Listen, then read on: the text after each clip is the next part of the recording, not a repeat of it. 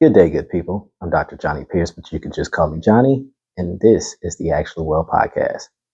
Today, I want to dive into something that I haven't really tackled yet, and it will help us look at what wellness can be measured as within our lives.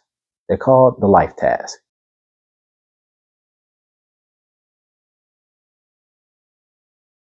The life tasks are actually something that I learned while I was in grad school.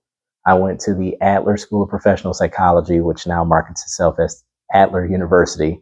It makes me chuckle every time because I went to the University of Michigan, which is this massive campus, and then I go to this grad school that's got 2 floors in the building. And before I'm done there, they started to start calling themselves a university because they had many schools of psychology within the program. I hope they figured that out. It sounds a little bit like an identity crisis to me. But that said, there were a number of minds that led to the school existing. The name Adler actually comes from Alfred Adler, who happens to be founder of a particular thought in terms of psychology that started around the same time that your good friend Freud would have started. And the difference between the two of them, because they did actually know one another and for a time were friends, is that Freud thought everything was driven by things like our drive. So drive to life, drive to death, drive to sex. A lot of his theory is built around those concepts, whereas Adler's ideas were built around the sense of belonging, which he felt was the ultimate goal that we all had. And Adler, just like Freud, had other thinkers come after him, practicing his thoughts in terms of psychology, as well as theorizing in addition to it. And one of them was Dreikurs. Dreikurs came up with the life task, and he came up with 3 primary life tasks. And I want to break them down today. So one that gets highlighted in no particular order is work. The work life task is a place in our life that is not always about employment. A lot of times those things get made to be one and the same, but they're not quite. So if it's not about employment, then what's making it work? Well, it's work because it's something that you do. So each day or often enough throughout the course of a week, you attend to this particular task. And by doing so, you are contributing to the world at large. You are making something, you are serving in some way, you are doing something that ultimately allows you to feel like you're giving something to the world and maybe even making it a better place.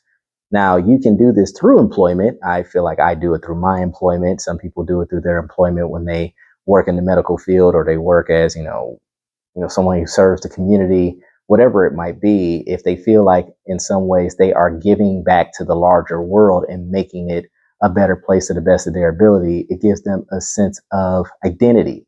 A person feels like they have a purpose. And when we are well, we feel like we have a purpose and that because we're around, the world is better. So if you don't currently have an experience like that, where, whether through your education or through your employment or even through your volunteer efforts, you feel as though you are making the world a better place or doing something to better the world, it may be worth your time to think about what would make you feel that way. Might it be time to change up the job because the job is a soul sucking experience and every day the alarm goes off, you think 3 times before you get out of the bed or turn off the alarm. Maybe sometimes you're hitting snooze because of it. If you don't volunteer at all and would like to start volunteering, looking in your area to see what the needs are of the community. Sometimes homeless shelters need assistance. Sometimes places that take on donations in the form of clothes and other resources, they could use somebody to help sort things out and stock them in the proper places. Sometimes even working for a charity can really bring a lot to a person's life and make them feel like they're doing something that has meaning and purpose. What's really important about work in particular is that we think about ourselves in relation to other people. We have this thing called social interest, where we either are invested in the well-being of others or we're not. And it's not fixed. It's not set in stone. As a matter of fact, most things associated with Adlerian theory doesn't have that like permanentness to it that a lot of times you'll hear with Freudian theories. But if our social interest is low, we're more inclined to be cruel towards others, not be caring, not be loving. We tend to think of the world as a bad place and that nobody cares about anybody. So what's the point of me doing it? It's just going to set me up to be a victim of some sort. And obviously none of this stuff promotes wellness. So having a higher degree of social interest, which again can change over time, it will lead you to have a more neutral, funny enough, disposition towards the world, which is an acknowledgement that there are things that go on in the world that aren't great, and there are some things that go on in the world that are fantastic, and that is really dependent on the situation and the decisions being made by those involved. But in your case in particular, if you see yourself as somebody who makes the world better by doing things and having a purpose behind you doing things, that's only going to improve your mental health and your sense of wellness. So if your current job that you do, which may eat up 40 to 50, sometimes 60 hours a week, which, is that really the best distribution of your time? Understand it might be for your pockets, but what about the mental health? Where's that part getting factored in? But if that time is in your mind well spent, you'll notice when you get done with work on a given day or after a big project's completed, you feel this boost. You feel like, yes, I am doing exactly what I need to be doing, or I'm making things better somehow. And that will improve your mental health. So if you're getting that experience at work already, fantastic. We'd want to build on that as much as we can. So, do I got that sweet spot in terms of how much I work? Am I working enough to feel the boost of what I'm doing actually helping, or am I working a little bit too little and I need to work a little bit more? Am I working too much and maybe I need to scale it down a little bit so I can be more effective? Believe it or not, adding breaks to your day will increase your productivity. But independent of what you produce, how is it landing on you? How does the job land on you? Do you find yourself frustrated that you're not able to get more done? Do you find yourself feeling a bit confused or uncertain about what am I supposed to be doing in this role or position? Is it one of those things that you didn't get to spell out before you signed a contract? And if work is not a place where that sense of purpose is coming from, can I find it elsewhere? And if I can find it elsewhere, is this something I might pivot to as a primary means of spending my time in work or employment? But if you don't necessarily have that luxury, just being willing to take a moment to assess, what am I getting from the work that I do? Yes, you might get a paycheck. Yes, you might be able to afford where you live. You might be able to take care of your children if you happen to be a parent. You might even be able to take care of your parents if you happen to be in that mushy middle where you're taking care of an aging parent and also children. But if that's all you're getting is finances, then that's awesome. I'm glad that your job reimburses you in such a way that you can take care of your bills. But that's not necessarily going to hit that spot that the concept of a life task in the form of work does. You really want to get that sense of, this is meaningful work. This is something that has a purpose to it. My existence is necessary because if I'm not here to do these things and make the world a better place in these ways, it's no guarantee that it may happen with somebody else. Like, that's how deep it runs. So with this particular life task, you're supposed to get a sense of purpose. And if you're not getting that, you may notice that your mental health can decline or you find yourself excessively stressed. We can talk a little bit more about how to overcome that towards the end of the podcast today. But for the time being, just keep in mind that the work task is the task in which you get a sense of purpose from what you do. What you do doesn't necessarily have to put money in your pocket in the form of employment. It can be charitable. It can be voluntary, and it doesn't even have to be an everyday thing, just done often enough that it gets to replenish you with that feeling that I am contributing and what I'm doing matters.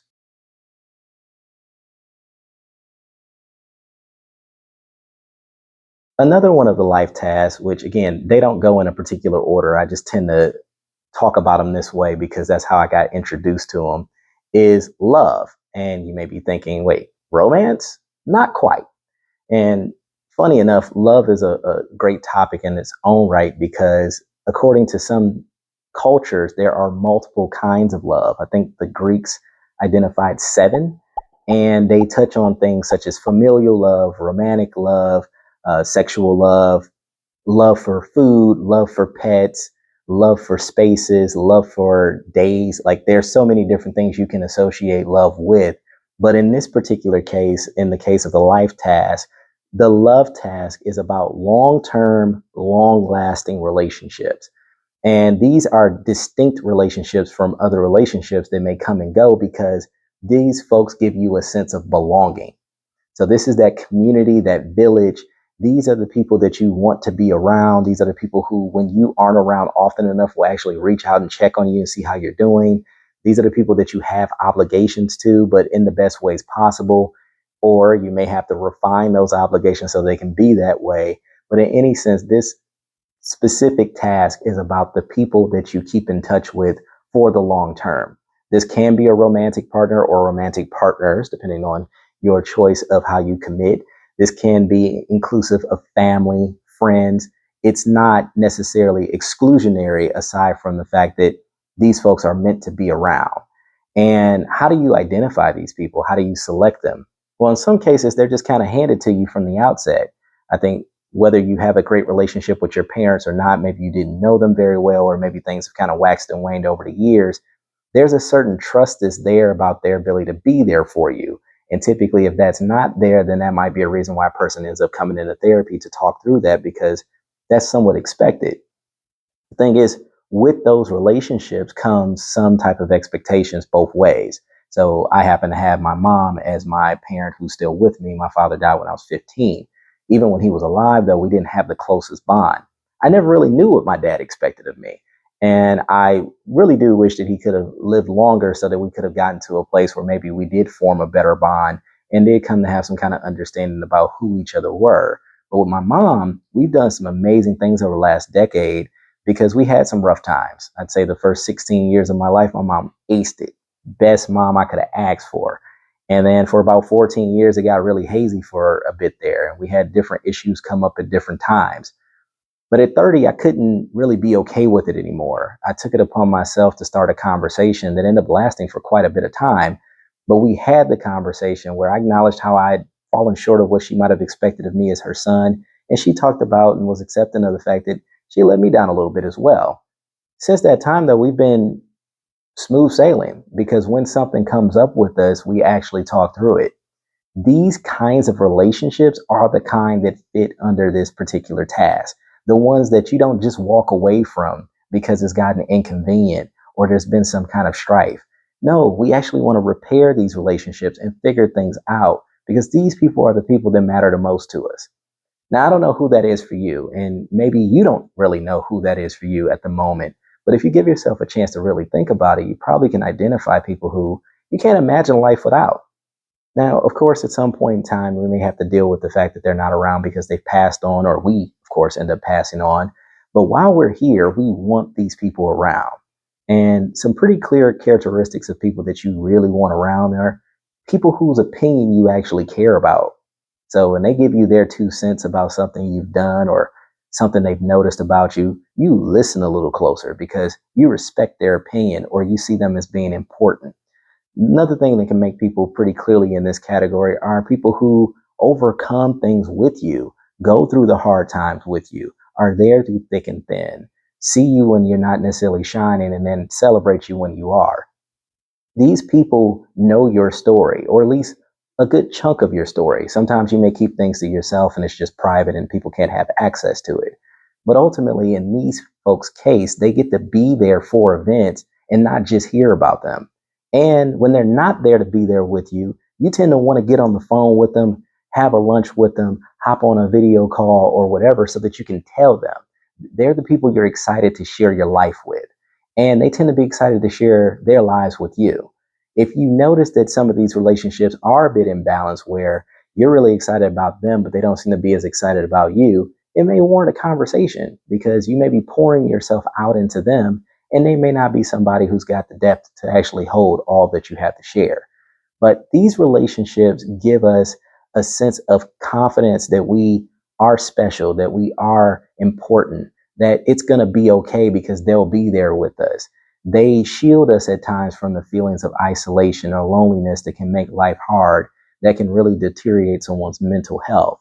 So the love task is sometimes about romance, sometimes about family, sometimes about friendship, but ultimately time and time again, it comes back to who do I want to be around and who do I want around me? And when things go sideways, who do I want to repair things with? And who tries to make that phone call to say they're sorry to me? Because if those folks aren't doing that, then they wouldn't necessarily seem to be long term or long lasting. Now, there are people that you meet in life who initially seem like they may not fit this description. And over time, you come to realize that they are, in fact, someone who can be in this particular task. That's one of the best things about Adlerian theory, as far as I've come to understand it, that there is this space for things to change or evolve over time. That even if the goal is to have people be long term or long lasting in your life, that some people may be able to move into that space after starting off seemingly maybe being superficial. And some people may exit the scene because as you evolve, they no longer want to go on that journey with you. You don't have to necessarily be heartbroken about that. Some people just have to go on their own path, but you can acknowledge that, man, I really wish that person would have been able to stick around. Or, man, I'm so glad this person showed up, because who would have thought that I meet somebody at this stage of life that would mean so much to me, even though I've just known them for a little while. So in the love task, people are meant to stick around long term and be long lasting. But when they come into your story, isn't isolated to people you met when you were a kid or people you went to middle or high school with or college. Like, there is no fixed time when you can meet these people. And hopefully there's no fixed time on how you can go about keeping these folks. You want to add to this bunch when you can. Yes, the small circle concept seems cool. I mean, you've seen it in movies, you've probably heard it in songs and seen it on TV shows and things of that nature. But one of the things that we can do to help ourselves be well long term is find those characteristics and qualities of the people that we want to be long term and long lasting. Keep an eye out for them so that when we're out and about interacting with people, they stand out to us like, oh, you're somebody of note that I would want to actually get to know better, because I think you might be somebody I want to be around long term. It's not like dating or anything like that. It's more so knowing the kind of people that really make you feel like you belong, that feel you can be accepted, and people that you may be willing to accept also.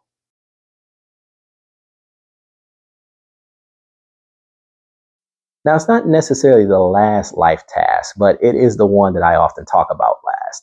And it may sound a little odd in comparison to the first two that I referenced. This one is called the social task. And you may be wondering, what's the difference between the love task and the social task, especially considering they both seem to have social elements? Well, the difference is this: you kind of want people to be superficial in this space. You kind of want things to be kind of free flowing in this space. The goal in the social task is not to have a sense of purpose or to have a sense of belonging. It is to have fun. Yes, fun is a task in life, according to Rudolf Dreikurs. And why is fun a task in life? Well, work's a task in life. If you need to do something that has purpose behind it so that you can feel like you're contributing to the larger world, you also need to have somewhat of its equal opposite, where I'm not responsible here. Not that you're irresponsible, but you're not necessarily beholden to anything in this space. You can go into a social setting without any kind of attachments to anybody there and just be free. And in some cases, this becomes the outlet to work. So because work can produce stress because it is so important, in the social space where you're just there to have fun, you let it out. You let out some of that stress. You complain to the person that you barely know about something that's going on at the job that they probably won't be able to reference or understand fully. You may even bring things from the love task into the social space to let it go, because sometimes it is stressful to have really close, really important relationships. And you can't really take those things into the workspace or employment or in volunteering spaces, because that's not typically how that works. And then if you try to take things from the work task into the love task, that can complicate the relationships. So having an actual outlet, having a set aside must have space where you go, you de-stress, you let things out, and you do so without any kind of responsibility or beholdenness to anybody who might be there. That's why we need the social task. And social spaces, as I talk to my clients about, they can be almost anywhere. If you're somebody who's a person of faith, it could be your place of worship, where you form somewhat superficial relationships with those who are also there because you share an interest in your belief in God. Or if it is a rock climbing club or run clubs, or heck, if you walk dogs, whatever it might be that allows you to get out of your space that you're in, away from your responsibilities, and have no obligation to anybody who is present, it can constitute a social space. And in these spaces, you may never come to know whomever you talk to in passing in these spaces in a deep and profound way. That's not necessarily a bad thing. I know that in our culture today, if a person is not going to be there from thick to thin and everything in between, then they might not seem as valuable to you. But we actually benefit from having transient people in our lives. We benefit from being transient people in other people's lives because we just don't need depth everywhere. It is incredibly difficult to have all of your relationships be incredibly deep, incredibly meaningful, incredibly expected. So you have obligations to those relationships. If every relationship you have in your life fits that description, you're actually not doing too hot. You probably need some release and some outlets and a break. You need to have some fun. Is that to mean that you can't have fun with long term, long lasting relationships? No. It's meant to say that I need to be intentional about making fun a priority, whether that's with people I love and care about and have known forever, or it's me treating myself to a space that only I care about. I happen to be a really huge hockey fan. And for the 10th straight year, my hockey team didn't make the playoffs. In any event, I know people who also like hockey. And although I, don't really talk to them about much else, we will text, we will interact on the internet through various means and talk about hockey. And that's all we have. And that doesn't mean I don't care about that person or not important to me. It just means that that's the extent of our depth. It's not like, say, my best friend or my mom or my daughters, where like I know the person's birthday and I get them gifts and all that kind of stuff. It's not that deep, and it's meant to not be that deep. It's actually beneficial and advantageous for it not to be that deep. And you probably are that person for someone that you know. And sometimes we can confuse this and maybe even get frustrated with people when we believe that we should be more significant in their life as a friend than we actually are, because we didn't come to understand that, oh, I'm just somebody you have fun with. And that's perfectly fine as long as I understand that, you understand that, then we can truly just have fun. And in some cases, I don't know if you've had this experience before, you go out to a social event, you happen to click with a person really well, and a part of you is like, I should get their number and we should spend some time together in addition to this. Sometimes you just say, no, this was good enough, because it was. And there's nothing wrong with that.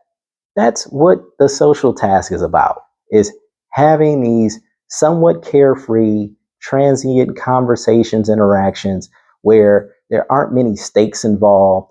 If you don't see eye to eye on something, it's not big enough for you to argue about because you don't need to be right in every situation. It's just a free space. And I think that this is becoming more and more like broad, and everybody's kind of seeing it at some point in time that, hey, I can't go into every space with a ton of responsibility. I need some time where I walk in and I'm anonymous and nobody knows me and nobody cares about my backstory, or I don't have to care about anybody else's. We need that time off from a social standpoint, whether you're introverted or extroverted, shy or outgoing. Doesn't really matter who you are. We all need spaces where it's just not that deep.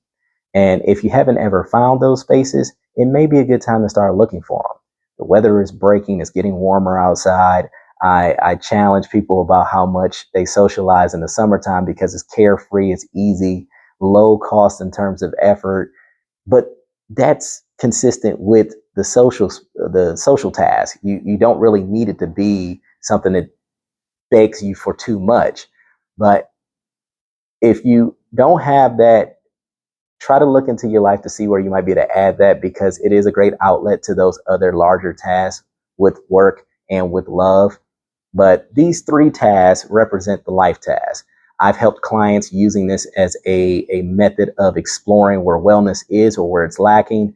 Hopefully, talking about this today will help you feel a bit better about how you might be able to measure wellness and track and see how things are going. I mentioned earlier that I would reference something later, and here it is. There's stress when it comes to work tasks. It's supposed to be there. It's supposed to help you grow. It's supposed to help you develop skills. And we all do feel the need to have a purpose. Now, for some people, they feel like their purpose is going to come to them and it will be told to them. Some people are born and they feel like they have an understanding of their purpose from the get-go. But in any event, I would encourage you, if you find that you're struggling with this, If you don't feel that you have a clear purpose or skills that you have to offer the world, don't be scared to create it. That you can give yourself a sense of purpose by saying, this is what I truly want to do and how I truly want to stand out and contribute on a bigger scale. The love task. The love task has stress in it as well. It can be stressful to be someone's son, father, brother, friend. It can be stressful to be someone's mother, daughter, sister, cousin, aunt. Whatever relationship you might be entwined in through the love task, they can have stress associated with them because there are expectations there. That because I have a sense of belonging and a sense of obligation to this community, I also at times feel like that can be a burden on me.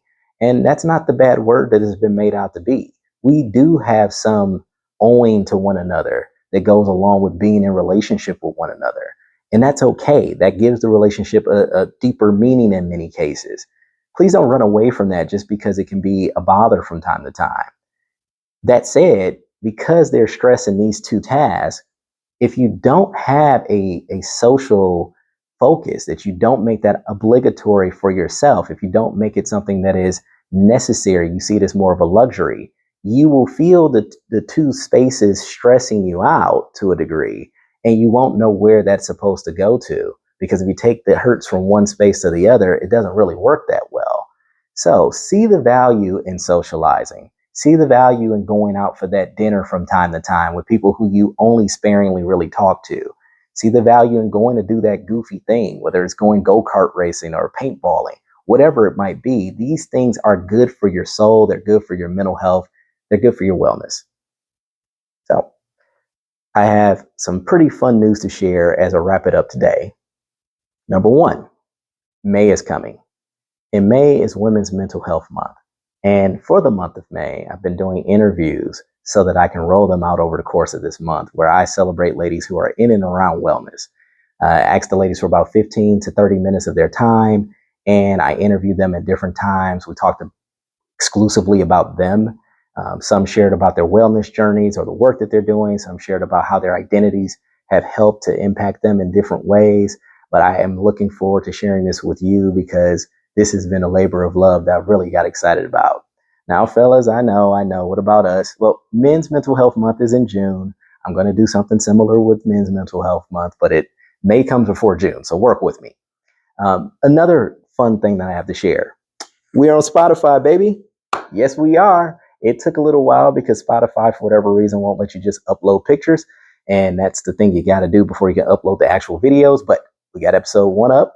And I'm thinking that by the time this weekend is over, I'll have all of them up. So you can now check us out on Spotify. But since you're here, which is likely YouTube, please click like, please share, and please subscribe. Hit the notification bell because it'll let you know when the next one's going to drop. And in the meantime, in between time, be well.